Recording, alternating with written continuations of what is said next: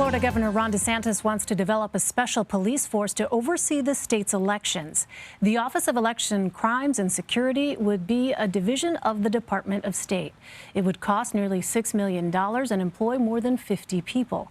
Governor DeSantis said he proposed the unit to, quote, ensure that elections are conducted in accordance with the rule of law. John Kennedy joins me now with more. He reports on Florida's capital for Gannett. John, welcome. Thanks very much for being with us. So Florida had five cases of alleged voter fraud related to the 2020 election. 4 of them are senior citizens, and at least 3 supported former President Donald Trump. Why does Governor DeSantis say that the state needs this force? Well, the governor seems to be making this all part of the larger Trump world, denial of the validity of the last election. The governor held a rally, a campaign-style rally, to announce this new initiative back in November. And he hasn't said too much about it since he unveiled it. But indeed, it's an election security force that will be available, standing by for what he would suggest is, still in Florida, a fairly legitimate, well-run election system. But having a force of 52 people standing by, ready to investigate, raises questions about that. On the other side of the aisle, the state's congressional Democrats are calling on the Justice Department to investigate voter suppression in Florida. What is the basis of that request?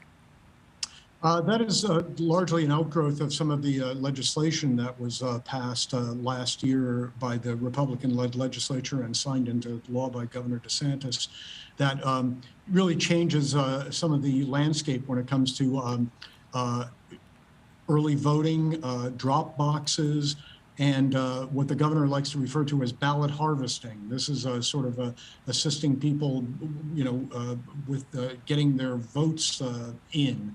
There are new laws that have been enacted that put new limits on all these activities.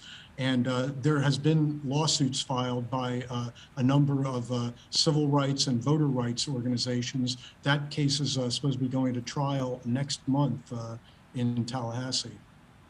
Back on this elections police force, how have Republican lawmakers responded to Governor DeSantis's proposal? And is there any indication that they will back that force? This legislature, the Republican leaders of this legislature, are very much adherents to the governor. They will do what he wants. On this particular issue, there has not been a lot of talk about it. I think they, too, may have some private misgivings about it, but they seem to fall into the dialogue that you've heard from the governor about that, who can argue against election security. I think some people are looking at this, though, as something that can be abused. I think there are fears out there that, perhaps it is not needed. A lot of elections officials say that the level of fraud, as you pointed out at the top of this, is not really that widespread in Florida, or problems with elections in any category. And then the other concern, I think, is that this force could be directed to investigate groups because of their political leanings. And that is a kind of a gray area that I think there are a lot of concerns that about handing the governor this kind of authority at this time. Well, last month, Mr. DeSantis proposed the reactivation, as I understand it, of the civilian military force to assist the National Guard. That force would answer directly to the governor. What was the basis of that proposal, and does it appear that it could happen?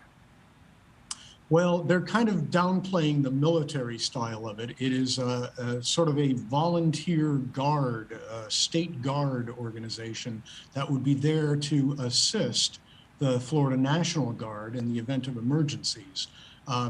That is something that I think is getting general acceptance again within the Republican ranks of the legislature. But yeah, it has caused some concern about just how it would be characterized and how it would be used. But so far, the governor is trying to portray it as with the most, innocent and civic-minded intentions. That this would be just a force to sort of supplement what the National Guard does. in the event of emergencies. And Florida's National Guard is kind of stretched pretty thin. The state does not have a lot of National Guard members, and we are a state that is prone to natural disasters. Finally, John, you have reported on Governor DeSantis's push for new limitations on race discussions in schools. What more can you tell us about this legislation? Where is it now? Well, this has just gotten its first hearing in the Florida Senate committee. It cleared in a party line vote with Republicans in favor, Democrats opposed. It's really an outgrowth of the general Republican attack on critical race theory, which in this state is not taught in public schools, but which the Florida State Board of Education has banned from being taught in public schools, even though it was not really an issue. The latest legislation would sort of take that concept and make it where classes would have to be taught that did not make students feel guilty because of their race, their gender, their ethnic history. It is designed to try to avoid any discussion of race or gender issues in schools and also in private workplaces when it comes to training and diversity programs. They could not really, they would be prohibited from making people feel uncomfortable about their own race or their own gender. It would potentially give grounds for people to sue if they felt that a private workplace's sexual harassment policy made them feel guilty as a male. That could be potentially something that if they were disciplined for other matters or failed to get a promotion that they wanted, possibly that could be something that they brought up in court as saying it was the gender diversity effort by the company that made me not advance. So it's a complicated element that is aimed at something that a lot of people don't think is really that much of a problem in schools or workplaces. And in fact, John, the bill reads in part, an individual should not be made to feel discomfort, guilt, anguish, or any other form of psychological distress on account of his or her race.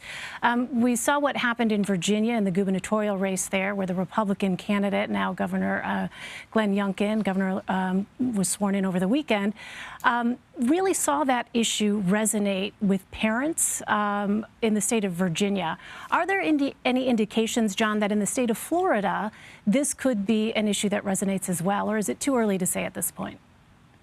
Well, it may be kind of early. We haven't heard a lot of testimony from actual parents or anything like that on this legislation. But, it is an issue that is obviously polarizing. It's, part of what Democrats like to call the culture war attacks by Republican leaders on issues. Now, does it meet with the actual feelings of Floridians? I guess we'll learn more as this legislative session unfolds. All right, we're certainly going to continue to watch it. John Kennedy, John, thank you very much.